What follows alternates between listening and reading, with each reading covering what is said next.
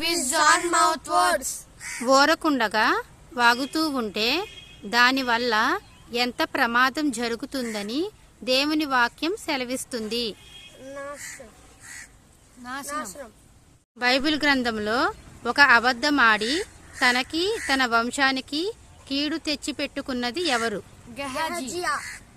Gehazi. Bible గ్రంథంలో ఇంటి మీదకి రాబోతున్న కీడును తెలివిగా మాట్లాడి తప్పించిన స్త్రీ ఎవరు? అబీగయీలు.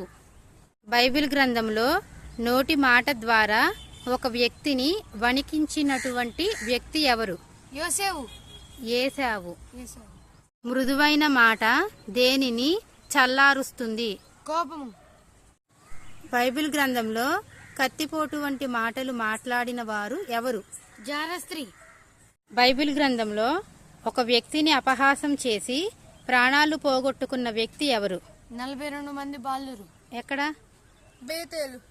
బైబిల్ గ్రంథంలో ఒక వ్యక్తిని దేవుడు అడిగితే పొగరుగా సమాధానం ఇచ్చారు. ఆయన ఎవరు? కయీను.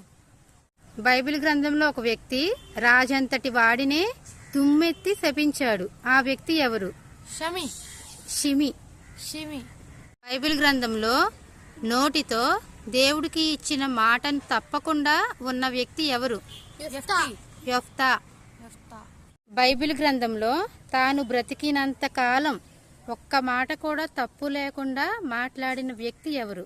యేసుక్రీస్తు.